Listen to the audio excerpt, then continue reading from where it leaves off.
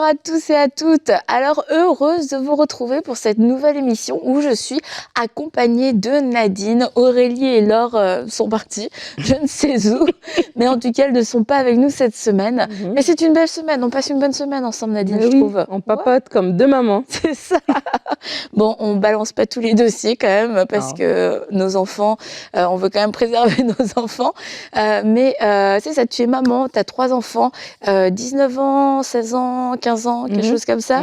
Des grands-enfants. Moi, j'ai une fille, elle a 17 ans, donc on a quand même des assez grands enfants, mais qui ont été plus jeunes. Et je crois que toute cette série a pu vous parler si vous avez des enfants plus jeunes ou plus âgés. Et comme on l'a dit, eh bien le parcours de parents, c'est un parcours qui évolue constamment parce que les enfants évoluent, parce que nous sommes en constant apprentissage en tant que maman. Et c'est ce qui vient, c'est ce qui nous pousse aussi à nous remettre beaucoup en question, quelquefois à se demander, mais suis-je une bonne mère? Et c'est pour ça que on a donné ce titre à cette émission, suis-je une bonne mère? Je crois qu'il y en a plusieurs d'entre vous, vous êtes déjà posé la question, et souvent avec un sentiment plus de condamnation, plus de est-ce que je suis vraiment à la hauteur? Et autant je trouve ça formidable, Nadine, qu'aujourd'hui on puisse avoir accès à différentes émissions chrétiennes. On a fait quand même pas mal d'émissions sur l'éducation dans Paroles de femmes, on en a fait aussi dans Bonjour chez vous. Je trouve que c'est des sujets qui sont hyper importants en tant que femme chrétienne, parce que Dieu a un avis sur l'éducation. Maintenant, c'est un peu comme sur le mariage. Il y a tellement de choses aussi que ça peut être submergent. Et puis, ça peut, au lieu de nous aider, ça vient nous accabler, nous dire, mais est-ce que je suis en train de faire la bonne chose? Tellement j'ai reçu d'informations, et on a du mal à se fier, quelquefois, à notre instinct, à innover, à initier, parce qu'on se dit, oh, mais ça, c'est parce qu'elles font, c'est parce qu'elles ont dit. Et puis, les réseaux aussi viennent véhiculer tout un modèle d'éducation sans dire je suis en train de faire un enseignement sur l'éducation, mais parce que je suis en train de poster telle et telle photo, telle et telle story dans un quotidien de famille, ça véhicule un certain système d'éducation qui constamment nous fait nous demander est-ce que moi je fais la bonne chose? Et quelquefois c'est vrai que ça fait peur de se demander est-ce que je fais la bonne chose. J'ai pas envie d'élever des enfants qui vont être complètement déséquilibrés, des enfants qui vont être malheureux ou qui vont devoir faire un suivi pastoral pendant 10 ans parce que je les ai mal élevés, parce que je les ai blessés, etc. Mais je crois qu'il y a un équilibre quand même entre la remise en question et puis une remise en question qui est saine, et cette remise en question qui suscite de la condamnation, qui suscite de la peur, et qui au final ne nous aide pas à devenir une meilleure mère. Et tu as fait le bon exemple de faire le parallèle avec le mariage. C'est vrai qu'aujourd'hui, avec tout ce qu'on entend, tu peux te demander est-ce que je fais la bonne chose, est-ce que je suis au bon endroit, est-ce que j'ai choisi la bonne personne. Mais je crois que c'est un peu la même chose par rapport aussi aux enfants, dans le sens où, comme pour le mariage, il y a des principes qui sont des principes de base pour tout le monde, mais après, chaque couple est différent. Et parce que vous êtes unique, donc la façon dont vous allez vivre votre amour va être unique aussi. Et les choses qui vont fonctionner pour vous peuvent fonctionner pour vous et ne pas fonctionner pour le couple à côté, mais ça peut être des bonnes choses en fait. Et c'est la même chose aussi pour les enfants. Je l'ai dit cette semaine que moi j'ai 3 enfants, et mes 3 enfants sont différents.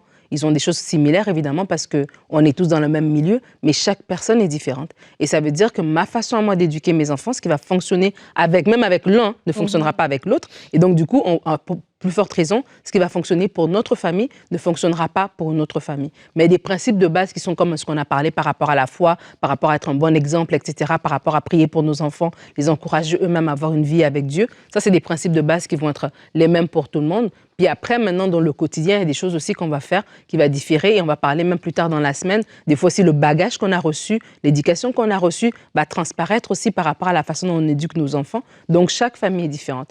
Mais la question, suis-je une bonne mère? Je crois que si on est honnête, nous nous sommes tous posé cette question. Nous nous sommes tous posé cette question, soit quand l'enfant était petit, est-ce que je fais les bonnes choses parce que je vois les autres comment ils font? Soit en grandissant, est-ce que ça va bien donner? Est-ce que je ne vais pas les rater? Est-ce que, voilà, quand ils seront des adultes, ils n'auront pas des choses à me reprocher, etc. Et probablement, écoute, on ne fait pas tout parfaitement. Il y aura peut-être, moi j'espère en tout cas qu'ils seront reconnaissants de ce qu'on leur a donné, c'est vrai, parce qu'ils auront un cœur reconnaissant, parce que c'est une question de cœur. Des fois, tu peux avoir eu un parent qui était moins parfait, mais tu reconnais qu'il a fait le meilleur qu'il pouvait, avec la sagesse qu'il avait, avec les outils qu'il avait, il a fait du mieux qu'il a pu. et puis voilà, et toi, tu améliores. Donc, se poser la question, ça arrive à tout le monde. Moi, je me suis posé la question quand je courais, je travaillais, et puis voilà, il y avait des activités à faire à l'école, et puis maman, il faut amener des biscuits. Ah ben, je vais pas faire les biscuits. On va à l'épicerie acheter les biscuits. Et il y avait d'autres mamans qui faisaient les biscuits, qui roulaient la pâte, etc. Moi, j'achetais les biscuits.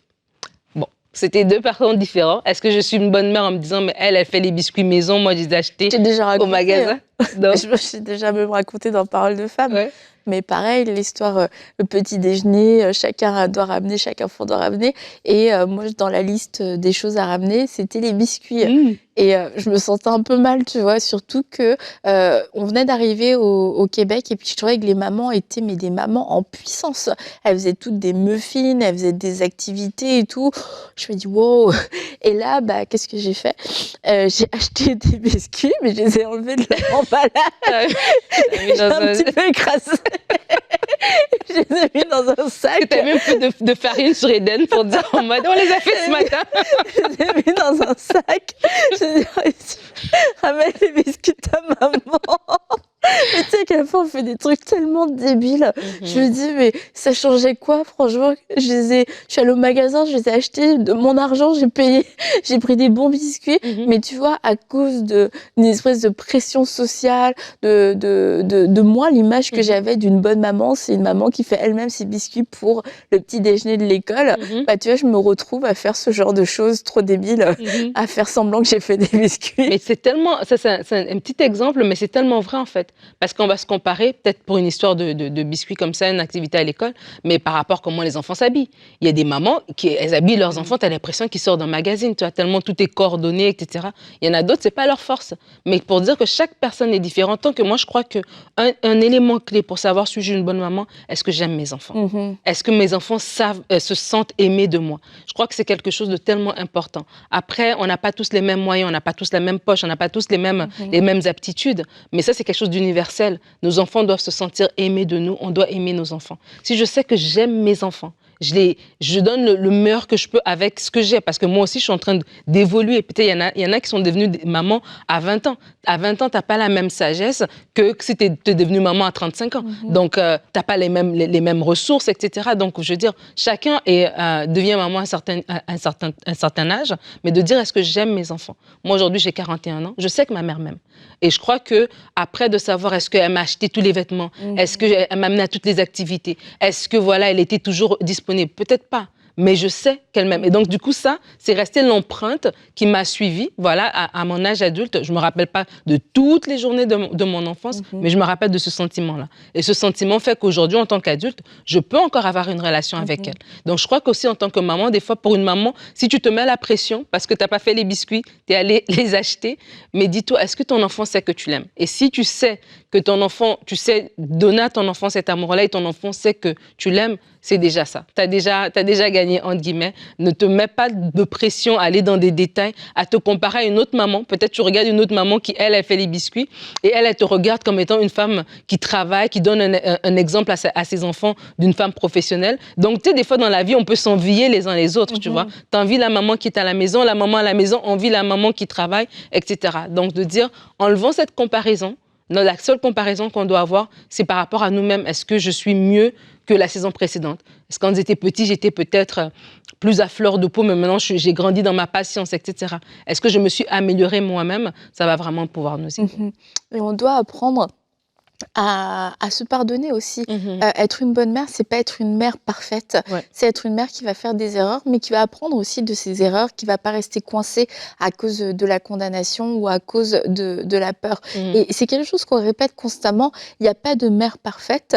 Et c'est comme, oui, je le sais, mais au final, je crois que c'est la source pour beaucoup, c'est ce désir secret d'être une mère parfaite, de redouter l'erreur, de mon erreur en tant que mère. Qu'est-ce que ça va produire dans la vie de mes enfants? Est-ce que demain, il va devenir un délinquant à cause de ça? Et puis du coup, plutôt que de se nourrir de la foi, eh bien, on va commencer à devenir une mère dans la crainte parce que on veut fonctionner dans un système qui est inatteignable. Être une mère parfaite, c'est un système qui ne va rien générer de bon. Être une bonne maman, c'est quelqu'un qui se dit déjà de base, je vais me tromper, je vais faire des erreurs. Et moi, je me souviens, quand j'étais plus jeune maman, j'avais déjà entendu on peut pas être une mère parfaite, etc. Je savais, c'est comme, je le sais, je sais qu'on peut pas être parfaite, je le sais, c'est pas la peine de me le dire, de le redire et de le dire dans toutes vos émissions, etc.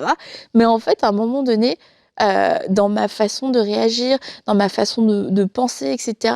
Je me dis, mais c'est quoi la racine? C'est que, tu vois, je veux être parfaite et je redoute mes erreurs à moi. J'essaye d'éviter mes erreurs à moi et du coup, c'est ce qui c'est tout de suite ce qui me pénalise. Et c'est comme ça que je me condamne vite, c'est comme ça que je manque de grâce. Et tu réalises que c'est à toi que tu dois d'abord pardonner et que la grâce que tu t'accordes, c'est la grâce que tu vas aussi apporter à tes enfants. Parce que quand tu es tellement dur avec toi-même, tu as déjà tellement donné, tu t'es mis un standard hyper élevé et que tes enfants n'atteignent pas le standard, il n'y a pas le retour que tu attendais, la réponse que tu attendais. En fait, tu es hyper déçu, tu es vraiment déçu. On reparle des biscuits ou je sais pas quoi, tu veux faire un super gâteau d'anniversaire à ton enfant ou une super fête d'anniversaire, mais en fait, tu es en mode je fais, moi, la maman, je fais une fête d'anniversaire. Ouais, c'est ça. C'est comme, me dérange pas. La préparation, c'est juste du stress. Tu cries sur tes enfants. Et puis, tout doit être parfait. Bougez pas. Les photos, les machins, etc. Et en fait, tu te dis, mais qu'est-ce qui m'a motivée, franchement? Qu'est-ce qui fait que j'ai fait cette fête de cette façon-là? J'ai cherché la perfection dans le gâteau, dans la déco, dans ceci, dans cela. Et puis, au final, ça se trouve, les enfants se sont pas super amusés. Toi, tu t'es stressé, tu pensais juste aux autres parents, qu'est-ce qu'ils vont se dire, qu'est-ce qu'ils vont penser, blablabla, etc. Et c'est de se dire, encore une fois, je ne suis pas parfaite. Et ce que les autres font qui me semble génial, qui me semble parfait, je sais pas à quel prix ils ont réussi à faire ça. Et deux, si c'est pas mon truc à moi, c'est pas grave. Moi, je détestais les fêtes d'enfants chez moi, dans ma maison, parce que je trouvais que c'était le carnage. Une fête d'enfants, c'est des bonbons, du gâteau, des enfants complètement surexcités c'est la catastrophe. Et je dis, ok, parfait, on oublie les fêtes d'enfants. Moi, ma fille, elle est née au mois d'août. Où pouvons-nous aller à l'extérieur? Où pouvons-nous aller? Et je vais te dire, j'ai redoublé de créativité pour faire des fêtes à l'extérieur. Et au moment où moi je faisais les fêtes à l'extérieur, il y en avait pas tant qui faisaient des fêtes à l'extérieur parce que on était encore dans le mode fête à la maison, machin, etc. Et moi, en fait, là, à un moment donné, j'ai assumé. Je déteste les fêtes d'enfants dans ma maison. Ça gâche le moment, ça gâche la fête de ma fille. Je vais faire une fête à l'extérieur. Pensez ce que vous voulez de moi, c'est ce que je vais faire. Et puis finalement, c'est devenu une grande mode. Pas grâce à moi, mais... Avant-gardiste, attention. Donnons le crédit à la belle Sandrine. Mais tu sais, moi, quand mes enfants étaient petits, en fait, moi, c'était un peu différent parce que je savais que j'allais pas être parfait et c'était pas mon but. Mon but, c'était de me dire, je dois m'adapter à mon enfant, dans le sens où c'est quoi le ressenti de mon enfant par rapport à moi. Et ça, c'est important parce que des fois, on se compare à d'autres parents par rapport à eux et leurs enfants. Donc, du coup, elle fait ça parce que c'est ça qui marche pour son enfant à elle.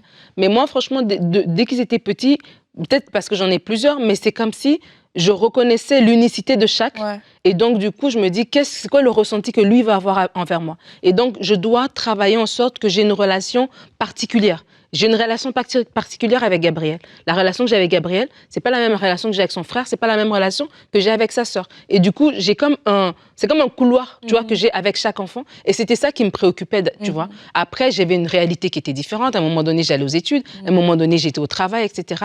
Mais de me dire, je prends le temps avec chacun. Et je crois que lorsqu'on enlève cette pression-là, moi, je disais, tu sais, j'ai pas un enfant de 30 ans caché quelque part que j'ai dit, voici, j'ai réussi, regarde, je fais ça parce que j'ai déjà fait avant. Non, on apprend. J'apprends autant que mon mari apprend. Je veux dire, on n'a jamais eu un enfant de 19 ans. Ça. Donc, ça veut dire que, voilà, on n'a jamais eu un enfant de 25. On est en train d'apprendre. Et je crois qu'en se donnant cette grâce de dire qu'on est en train d'apprendre, et même si aujourd'hui, Alicia, elle a 19, mais quand Sean, il aura 19 ans, il ne sera pas le même parce qu'il est différent. Donc, de toute façon, ce sera toujours un apprentissage, c'est sûr, avec des bases, mais n'empêche que ce sera quelque chose de nouveau. Et donc, je crois que se donner cette grâce-là de dire l'important, c'est le ressenti que mon enfant va avoir. Je ne suis pas en train de lui donner une éducation calquée sur un modèle de mes parents ou de la voisine ou de ceci. Je suis en train de répondre à son besoin. Et des fois, j'ai vu que ma voisine, elle a acheté un grand cadeau à mon enfant, mais peut-être mon enfant, il n'a pas besoin d'un cadeau. Il a besoin que maman s'assoie avec lui, qu'elle écoute son histoire, qu'elle partage avec lui. Donc, c'est un peu ça. Des fois, prenons le temps de s'asseoir. Des fois, on n'a pas besoin d'acheter 1 million de choses. L'enfant, il a juste besoin de nous, en fait, d'un partage, d'un temps personnel avec nous. Et donc ça va vraiment nous déculpabiliser. Parce que souvent, en tant que femme, quand on se culpabilise, c'est parce qu'on se culpabilise des choses, que j'ai pas acheté telle chose, que j'ai pas voilà, offert le dernier cadeau, que j'ai pas fait le meilleur repas, que j'ai pas nanana. C'est toujours de j'ai pas. Mais si on est en train de dire, Seigneur, si tu m'as choisi, c'est parce que tu savais que j'étais capable. Si tu as mis cet enfant devant moi, et des fois, en parlant avec notre enfant nous rassure qu'il est bien, tu vois. Ouais. Moi, je me rappelle, je pense que j'ai déjà raconté cette histoire, mais je me rappelle quand j'ai pas grand souvenir de quand j'étais plus jeune, mais je me rappelle un moment particulier, on avait eu un repas à la maison, et c'était le meilleur repas. C'est comme si, je sais pas, c'était le meilleur repas du monde. Mais après, à l'âge adulte, ma mère, elle a refait le même repas et c'était du poulet. Tu vois? Mais pourquoi? Parce qu'en fait, l'ambiance, le fait de savoir qu'elle était là, son amour, tu vois, la musique qu'il y avait là, l'atmosphère de la maison, c'est ça qui rendait ce repas le meilleur repas. Donc, en tant que maman, de se dire, des fois, vous vous culpabilisez, que vous n'êtes pas cordon bleu, mais votre sauce, plus ou moins, là, votre enfant, il aime ça parce que c'est votre sauce, parce que c'est vous, sa maman. Et ça va déjà nous déculpabiliser en nous disant, on est toutes des bonnes mamans, en fait. Et c'est de pas non plus, comment dire, limiter le rôle de maman à des rôles pour les je veux dire, ça en fait partie, mais oui, on doit nourrir nos enfants, on doit les vêtir, on doit les amener à l'école ou à des activités. Mais comme tu disais, c'est aussi, on a un rôle qui est très particulier, c'est de pouvoir les aimer et de pouvoir remplir leur réservoir affectif. Et ça, c'est à nous, en tant que parents, de le faire. Et c'est Nadine a commencé une mission comme ça, et je crois que si on doit retenir une chose de cette émission, une bonne mère, c'est une mère qui sait aimer, qui sait tout simplement aimer, et le reste va venir naturellement, mais en tout cas le reste va venir après. Et de toujours vouloir s'occuper de tout ce qui est pratique, de tout ce qui est organisation, en fait c'est pas ça qui construit l'enfant. Il en a besoin, mais c'est pas que ça. J'en ai déjà parlé, mais il y avait une étude de fait dans un orphelinat où il y a des enfants à qui on donnait juste à manger. On les changeait et on leur donnait à manger, et c'est une étude hyper cruelle. Et c'était dans les pays de l'Est, il me semble. Et en fait, on les prenait pas dans les bras et on leur parlait pas, on leur démontrait aucune manifestation d'amour, mais juste tu répondais à leurs besoins de base, la nourriture et les changer. Et en fait, c'est des enfants qui ont développé des carences, des enfants qui ont développé des maladies, qui ont développé des déficiences mentales, etc. Parce que ils n'ont pas eu, ils n'ont pas ressenti cet amour. Et en tant que maman, on a cet accès auprès de nos enfants, de pouvoir les prendre dans nos bras, de pouvoir les accompagner jusqu'au coucher. C'est pas la voisine qui doit coucher les enfants, c'est pas la maîtresse d'école. Ça veut pas dire que tous les jours, etc., même si on peut les faire garder, etc., mais que de façon normale, c'est nous qui levons et qui couchons nos enfants, c'est nous qui sommes là dans le quotidien, c'est nous qui sommes là quand il y a eu un petit bobo, quand il y a eu une dispute, quand il y a eu quelque chose qui leur a fait de la peine, et on est là pour pouvoir les consoler, on est là aussi pour pouvoir les aimer, pour pouvoir leur dire des choses gentilles. Puis tu parlais de tes garçons, mais tu vois, à 15 ans, c'est pas tout le monde qui peut aller vers un garçon de 15 ans. Moi, j'irais pas vers tes fils, puis leur dire des petits trucs, oh tu es mignon, puis les bras, ils vont dire, ok c'est bon, je peux tenter l'expérience. Mais en tant que maman, on a encore cet accès-là, et puis c'est important de nourrir le lien, même si quelquefois, oui, il y a des périodes, il y a des enfants, ils sont un peu moins câlins, mais c'est de pas se laisser, de pas prendre ça comme une fatalité, de se dire, en tant que maman, même particulièrement les garçons, je vais continuer de les aimer, je vais continuer de leur faire des câlins, leur faire des bisous, je vais m'adapter, c'est sûr, je vais pas les porter dans mes bras, etc. Mais garder ce lien, parce que c'est aussi quelquefois, on peut minimiser, mais le fait de remplir leur réservoir affectif, et notamment si vous avez des enfants aussi qui sont assez assez tactiles, qui aiment les câlins, etc., bah, ça va leur éviter d'aller se faire des câlins ailleurs par d'autres personnes, dans des histoires de filles, de garçons, de copinage, etc. Donc de pouvoir remplir, les aimer, qu'ils se sentent aimés, qu'ils se sentent comblés alors qu'ils sont avec vous, alors qu'ils sont dans la maison. Ils n'auront pas ce désir d'aller chercher ailleurs, dans des relations toxiques, dans des relations prématurées, dans des relations exclusives ou fusionnelles, qui au final vont les nourrir mais vont aussi les détruire. Et c'est aussi notre rôle en tant que parents de remplir ce réservoir affectif. On a déjà parlé des langages de l'amour, on en a fait toute une semaine, mais on a 5 langages de l'amour. On a le toucher, donc tout ce qui est câlin, les services, rendre service. Bon, quelquefois c'est pas leur langage d'amour, mais ils aiment bien qu'on leur rende service. Mais bon, faites attention, c'est pas forcément leur langage d'amour. Les paroles valorisantes, d'affirmation, encourageantes, de dire à quelqu'un, de dire à nos enfants, t'es beau, t'es belle, t'es intelligent. Quelquefois c'est des choses que t'entends pas. Tu l'entends pas en dehors de chez toi parce que personne va te le dire. On a quoi sinon? Les moments de qualité et le dernier, les cadeaux. Donc les cadeaux, c'est pas forcément des cadeaux chers, c'est des cadeaux, des petites attentions et qui sont pas là pour remplacer, pour venir combler l'absence, etc. C'est vraiment parce que c'est quelque chose qui touche votre enfant et qui lui fait particulièrement plaisir et qu'il se sent aimé de vous à ce moment-là. Et je vous encourage à pouvoir savoir avec le Saint-Esprit, c'est quoi le langage d'amour de mon enfant pour que je puisse l'aimer d'une façon où il va se sentir aimé. Et peut-être que c'est pas votre langage à vous et que vous êtes beaucoup dans les services avec lui, mais que votre enfant, c'est peut-être un moment de qualité dont il a besoin. Et vous voyez qu'en l'amenant à son activité, c'est ce moment-là, vous sentez que ça lui fait du bien, ce moment de voiture où vous êtes que tous les deux, c'est ça qui lui fait du bien, c'est d'être intentionnel du coup sur ces moments de qualité qu'on va pouvoir passer ensemble. Gary Chapman a écrit justement un livre des langages d'amour pour les enfants. Donc c'est adapté aussi par rapport à savoir comment est-ce qu'on discerne par rapport à notre enfant. Et je l'ai juste rajouté aussi quand on le dit dans la société qu'on est maman pour la vie. Et par rapport à l'affection que tu disais tout à l'heure, par rapport aux enfants, il faut être aussi intentionnel par rapport à ça. Il faut rester maman. Je veux dire, des fois, quand ton enfant va grandir, à un moment donné, c'est comme s'il veut t'amener à être ami, tu vois. Faut quand même savoir qu'à un moment donné, oui, je suis son amie, mais à un moment donné, je reste quand même son parent. Et je dis ça pourquoi? Parce que moi, je me rappelle quand mes enfants, mes garçons avaient comme 12 ans, 11 ans par là, 11, 13 ans. Et c'est comme ils commençaient à grandir, tu vois. Ouais, c'est ça. La voix change. Et tu vois, c'est comme tu viens pour leur faire un câlin, puis tu sens que c'est comme s'ils se raidissent un peu. Et je disais, t'es trop grand pour faire un câlin à ta maman. Et puis, mais maman, et puis je faisais le câlin, tu vois, je forçais un petit peu. Mais après, c'est comme s'il y avait c'était une barrière qu'il fallait traverser, en fait. Parce que si je serais restée dans mon coin, ils auraient pris ça pour acquis, et puis après, il y a des parents, après, à un moment donné, ton enfant, tu le touches même pas, en fait. Vous avez plus cette connexion-là. Mais parce que j'ai tenu, après, c'est eux maintenant. Mes enfants, ils sont grands, tu connais mes enfants. Ils sont grands, mais c'est eux qui vont venir vers moi, ils vont me prendre dans les bras et tout. C'est tellement drôle parce qu'ils sont grands et ils sont devenus musclés, c'est trop bizarre. Mais en fait, c'est ça, de dire, on reste maman, en fait, et aussi se trouver comment je veux garder le lien avec eux. Même si, oui, à l'adolescence, des fois, c'est vrai, ils se recherchent, et puis, ils questionnent certaines choses, ils peuvent changer d'attitude, etc. Comment est-ce que je fais toujours pour le récupérer? Et ça, c'est comme chaque parent le fait par rapport à son enfant.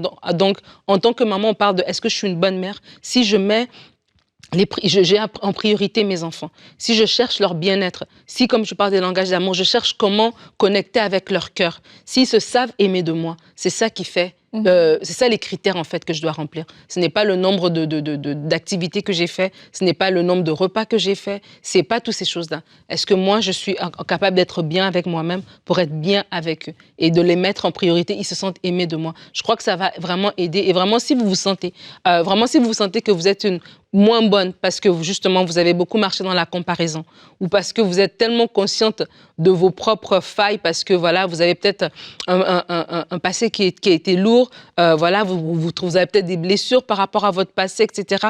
Vous êtes devenue maman sans l'avoir prévu et du coup vous avez du mal à vous ajuster. J'aimerais vraiment vous rassurer que si Dieu vous a donné ce merveilleux cadeau de vous donner un enfant, il est aussi capable de vous équiper pour vous en occuper. Que l'ennemi ne vous fasse pas croire ce mensonge que vous n'êtes pas une bonne maman, qu'il ne vous fasse pas croire le mensonge que vous allez répéter, voilà, les erreurs de vos parents, mais que vraiment que Dieu puisse vous remplir et vous donner le modèle à suivre. Dieu va dire à Moïse que je vais te donner le modèle. Il y avait un modèle avec que Moïse devait suivre par rapport au tabernacle. Il y a un modèle à suivre et Dieu veut vous donner le modèle à suivre. J'avais dit hier que Dieu aime votre enfant plus que vous. Ça a l'air incroyable parce que vous aimez tellement votre enfant, mais Dieu l'aime plus que vous. Et si Dieu vous l'a confié, cet enfant-là, c'est que Dieu veut aussi vous équiper pour vous en occuper. Il y a un modèle à suivre par rapport à cet enfant. Dieu veut vous le donner. Ne marchez plus sous la condamnation, sous la comparaison de tout ce qu'on voit sur les réseaux, de la maman qui vient d'accoucher, mais qui est toujours bien maquillée, bien habillée. Non, il y a des jours où on mange à midi, il y a des jours où on mange de la pizza, mais ça fait partie de la vie et il faut accepter ces choses-là pour ne pas marcher dans cette condamnation. Donc Seigneur, je viens te recommander ces femmes.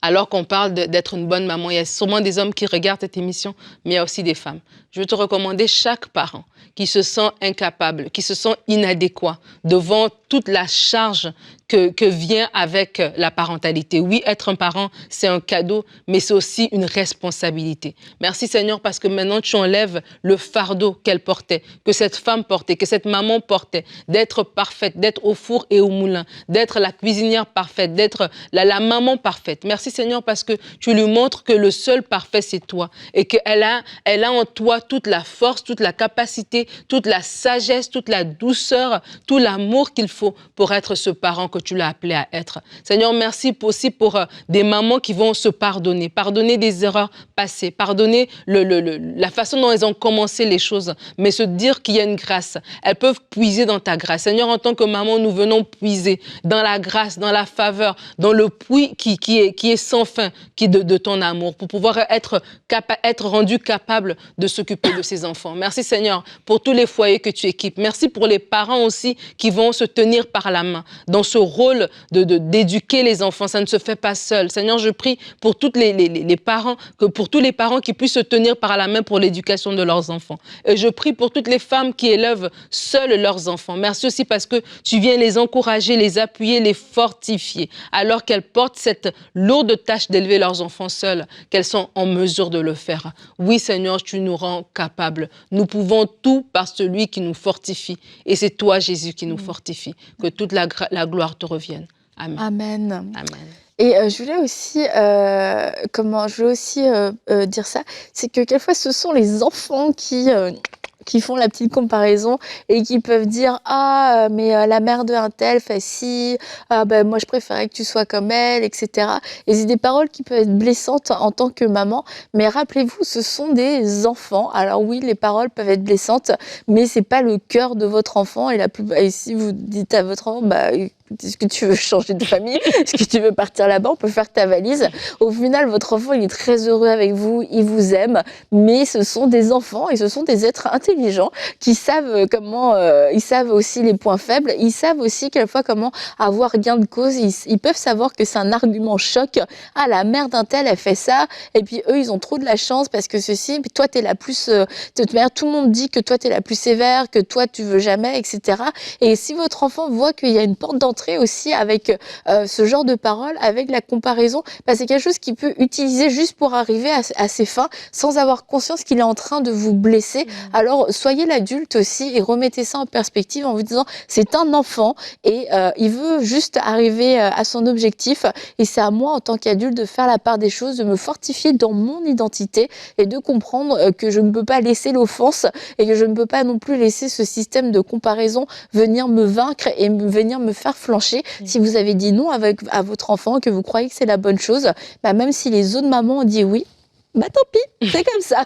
Il est né dans votre famille et c'est comme ça, avec les décisions qui lui plaisent et les décisions qui lui plaisent moins. Mais c'est pas parce que votre enfant vous dit ce genre de choses que vous êtes une mauvaise mère. Et comme on l'a dit, eh bien, nous croyons que vous êtes une bien meilleure mère que tout ce que vous pouvez penser. Et nous voulons ensemble renoncer à ce mensonge.